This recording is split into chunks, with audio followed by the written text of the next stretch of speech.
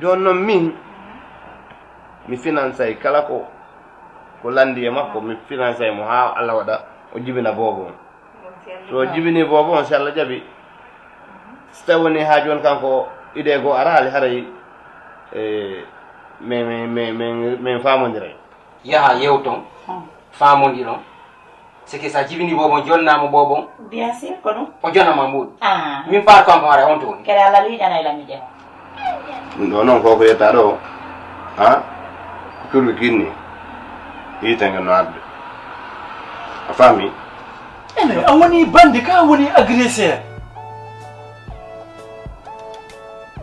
mi sikkanano ma ɗum baba fa on non bobo si o jibinama kombo dankoto on bobo mi tanjini de ko sina bayo kan on de bora non e yo tanjini da ko sina ba harami da honto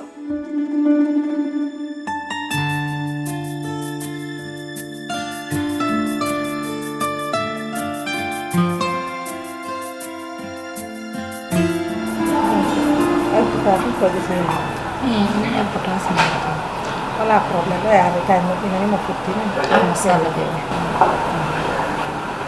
Maria mo gani kono mi fana yo itto ko je soya kono jabani non do ko itto ko le ko do wadde contrôle déjà eron yoni wadi e ko nyaldi wala problème e joni nani haro ne ba okay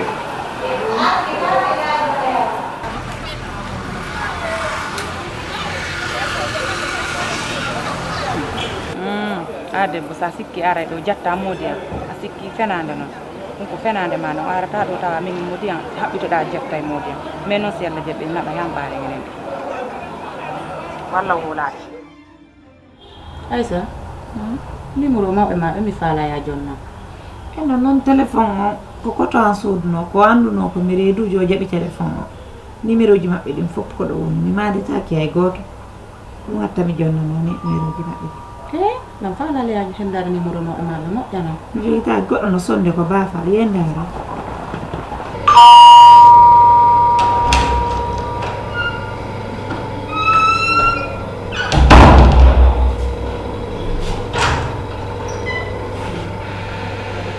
Modi ala gado.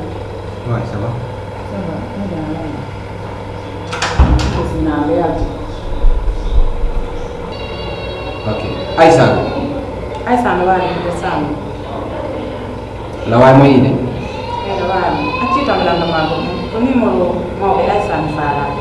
Ya jonna. Numéro mo be Aïssa. Alandi ke monon kanko jonnal.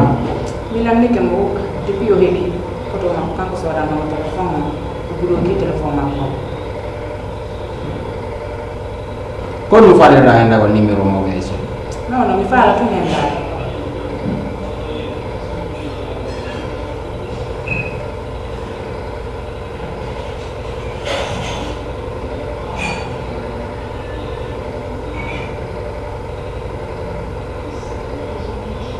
Numéro biro makko. Ok, merci.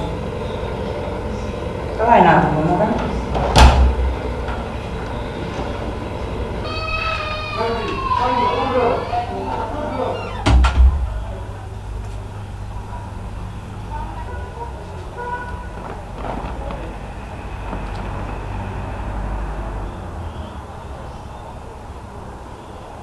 Bonki tum nawni kindaɗo fusta nawna bonki tum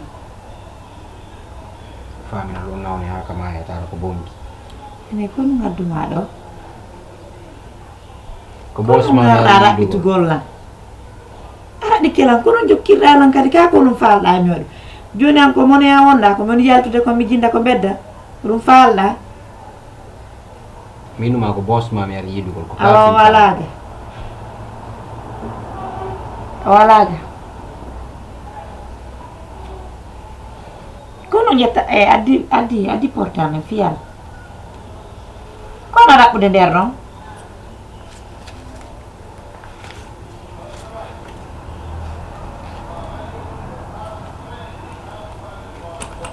addi mbuuɗi anni yin koye tampu koye ka ɓuuri tampude ɓay kan ƴetti mbuuɗi anni addi mbuuɗi anni ka ɓuuri tampude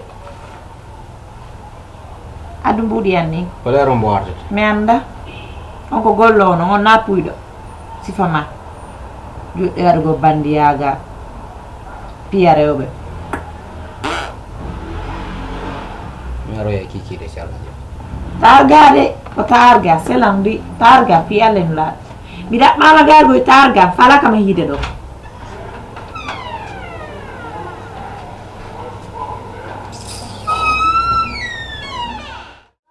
mini rue 39 angle 30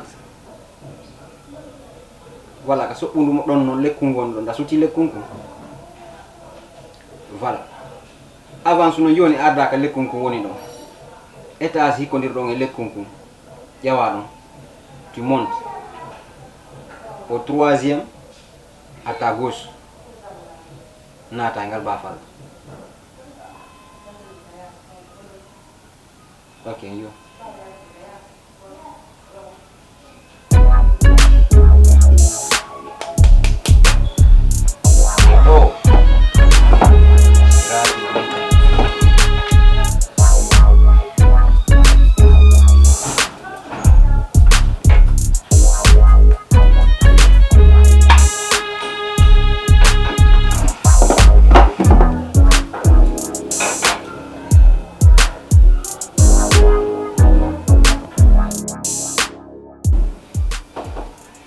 Uy, naati.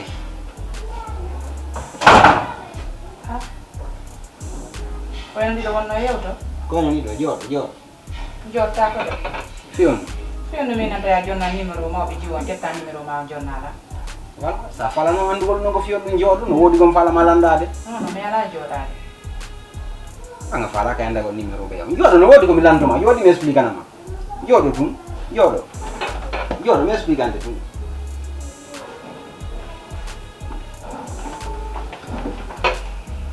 Tenala to. jantu Modi ma be yam. Ok, au fait.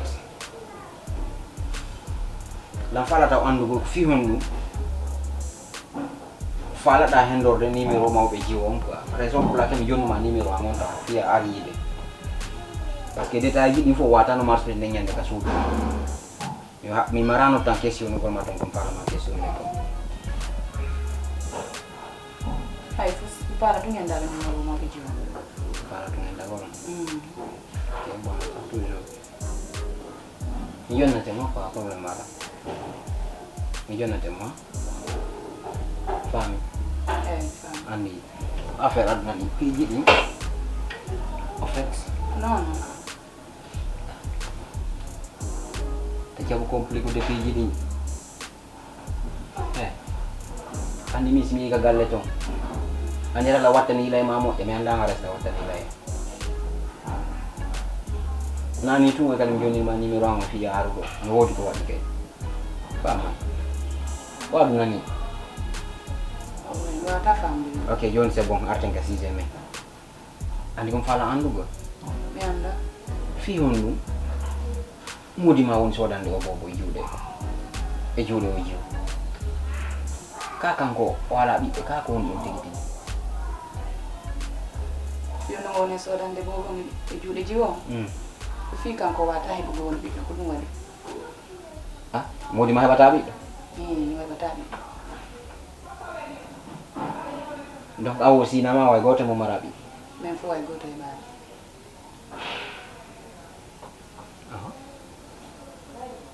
juste falam wallete ɓa ɓiɗɗo ɗum ko heñaña kadi non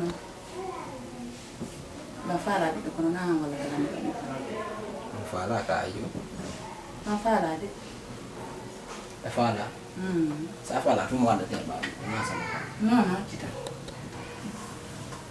ok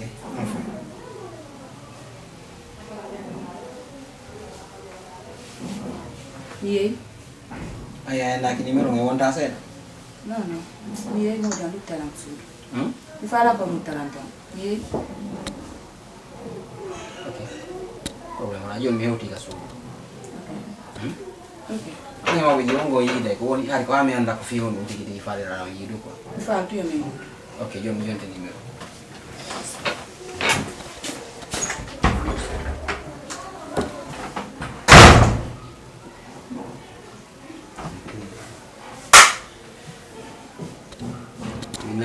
hawjanali maangu sawa moy c'est clair.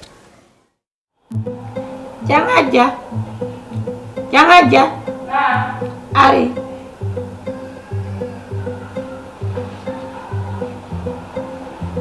Quanto você acaba? É caçudo. Não fala no tanam.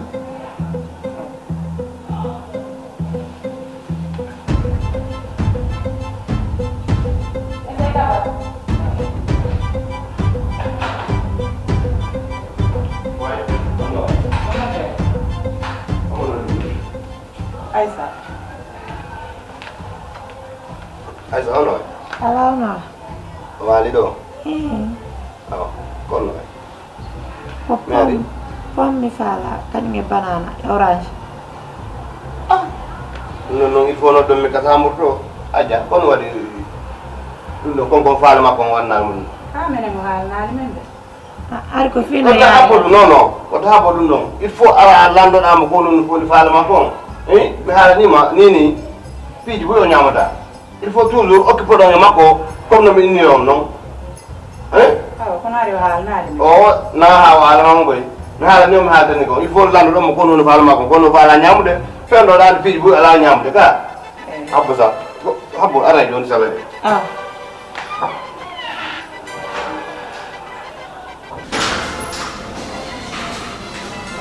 Mese ka ate mi sobe. mi da boy sa so da do anu tanga sam kam wali don ka Abbe mi sobe. labten wala de ma so fala ma jara do habbo ha wala don fale ma ko ka nyando nyando ko ha mi wata no e to mi so na wora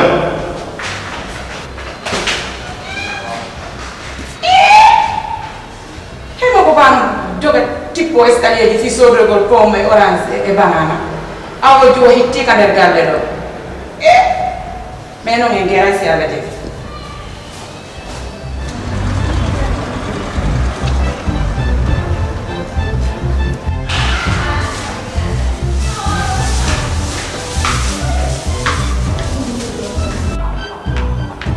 yo ina do nan habbo mera mi wala na ma Ah. ayati Ah.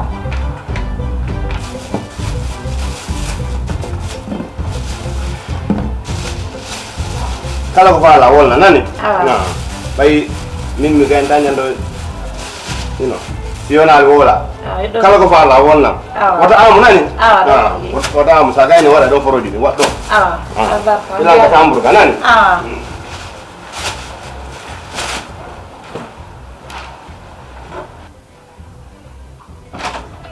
aina ma wala nopi ha mi anda ko no yimbe ni quoi me hewa occasion wao jodo do E mese ka ba kono woni kon dongi wadde do kon tare don doga tipo escalier ji. Ngulendi no ƴaara e mom.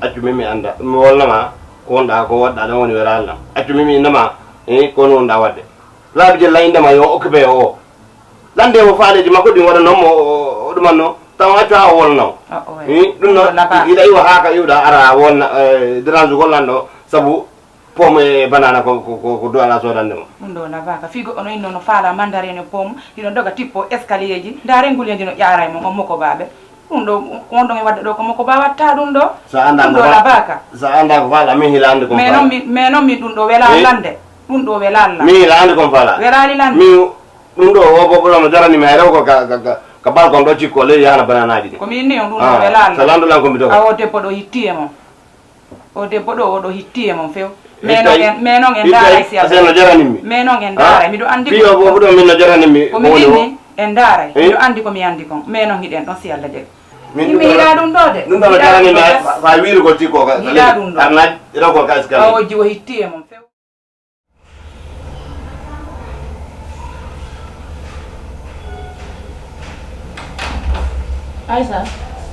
Aisa ɓe ndu gutti ko ɗum faala ñaamugo mi jofani futti walla gusi ko ɗum faala ñaamugo Koran, itu mi fala ara to ngufu. wala hunnande wona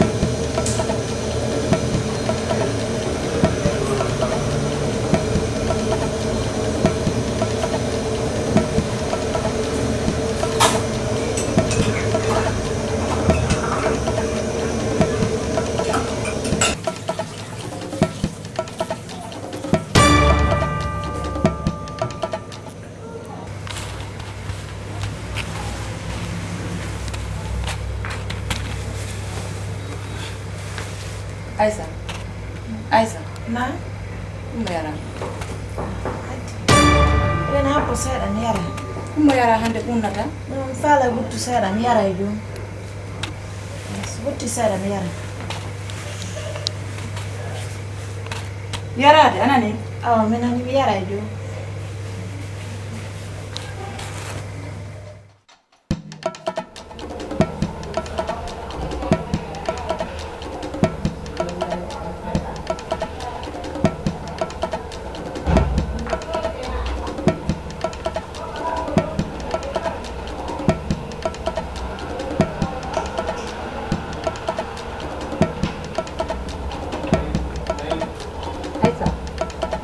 Na? Imo yara kafe den, oyo banda ni no kafe den ni. Imo yara ina yita nyama na bitu da wani. Imo. Mi yeggiti.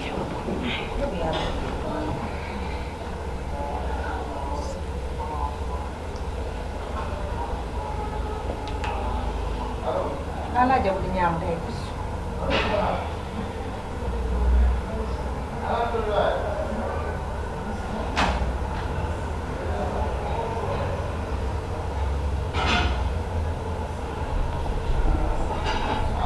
Dia rusera.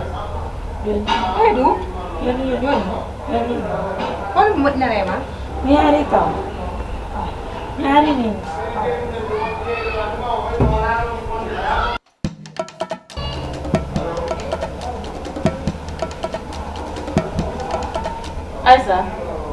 Aisa. Na? Ayari kafe den? Hii mi yari fo. Yo lande ko kizi langar dana. Aw. Komi ne mi armi tawe ka sudu ga yewten hajja. Oh. Passe min ko minyanga wona hay sina. A fami ka. Gila nyande Allah hollindiren. Mode jommuma addi tawtinelan dum. Ha hande e ciorke yandali. Lan nangir ma ko minyanga nere goto. Fami. Mais no wodi action ji dum yiida wada o joomo be addani en do. Dum woni hawrale yam. Mi tay ko foke mi ara mi yewtide e ma mi anda ko woni wadi parce que o bobo mo say jango en anda ko mi won biddo nafoy tay ala biddo mi ala biddo modi min innama hebta biddo adum joni si o jibini o bobo wona enen jeyo bobo ko ne waccanta mo do ay so yahay ka joni ko fiwnu mi da wada mo goddi di Ha jaja mon programme don selu dum do yum selu andale min na dum mi falano ya wolana ko wondu wadi sida wadde mo di piiji do non on programme don selu ayo mi selu mi ngare ko dum do mi fala selu ok awala problem haray ko goto min non nano mi falana non kono ba mi yewtima jabal ala ko mi wawi ala problem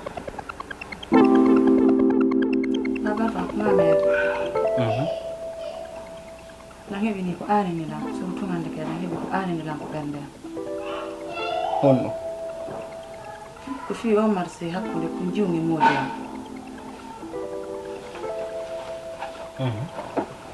ko fala ya walla antu maɓɓe bona par ce que mi daari ɗo fu mi tawi ko an wawatama wallugo Mi wawama wallugo. mi fala ya walla Ok. Andi sa déplace ki kama ari hanka ando a tawi lang a holli lang ande ma mo gasa tanji ni mi wawete wallude quoi mais problème ala la wawi wadde ko falɗa o mais puis goto mi anda si a remarqué depuis mi fuɗɗi arde ka galle ka mon ɗum mi yiwma taw pour la première fois a ilande nanguma mi anda o fayda mi ronko wawgol yejjitude ma quoi konanga ala yiwde ɗum yan en fait mi falama wiide la wela lan quoi ɗo andi noon ko a jambaɗo goɗɗo de ɓayna fengo la wela lan ala problème mais mi wallima mi waɗanima ko falla ko yo si a wallilan o kamo mi haalan maɗo sa waɗanilan on kala ko falla mi waɗanta mimi yote tu mitakinirai commission la oma wada ne sawan ngala ngai fus me ngala ni tunda wela nam ko na wela na fami okay na wela na mesa woni kon aji kon no fal tigi yo mimi wa ko bon gon marché o mi fal da mi wa mi fala ya wala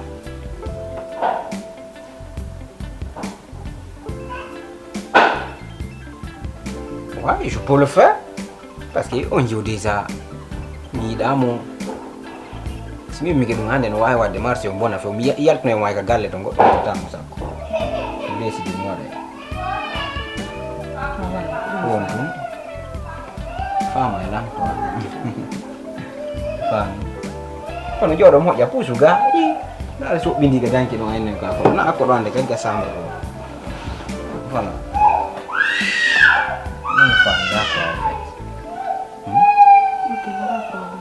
mais ça va non c'est de confirmer la idée là quand elle on est dans 20 merci au prêt à sur quoi ça fait dia nanyadi mo di mana nya jangan orang kaya defanda ada foto woni anga mara ko defando rasa ye yani boy aron kay jot ngande modi ma argi ma joka juma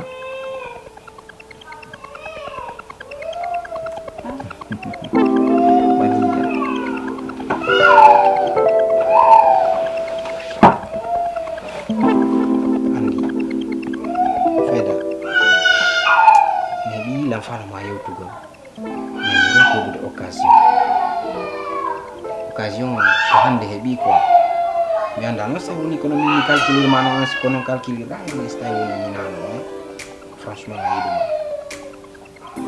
okay dara kan ni ko sala ni ko para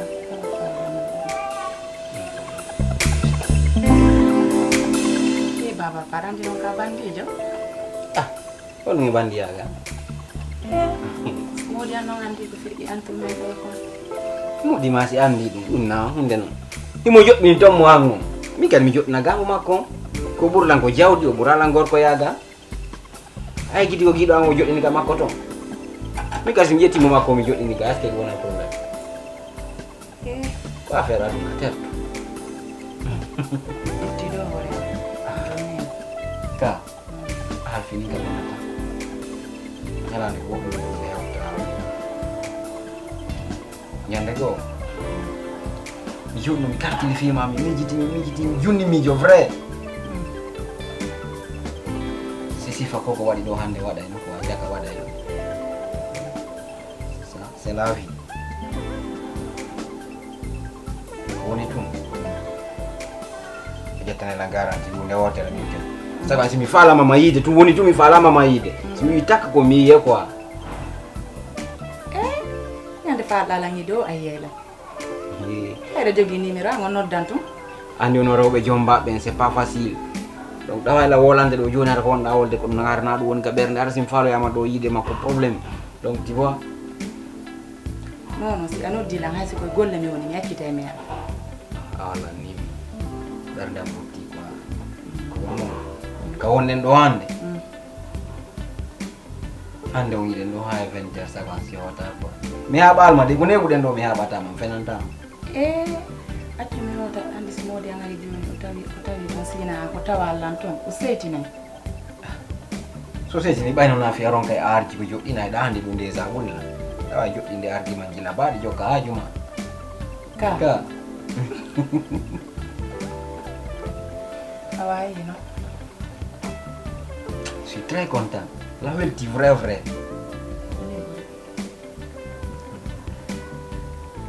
la vie ah ouais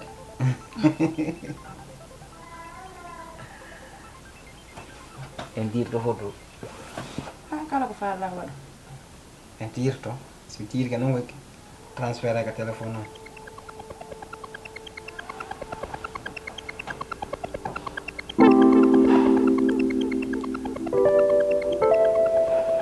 ani la burma la vede sera si modi hanno io foto lo telefono modi ma io paseo yetta telefono amo Yo wodi ma yumo min nyangara ko dum bulla mojjani. Yo modi ma yi o photo.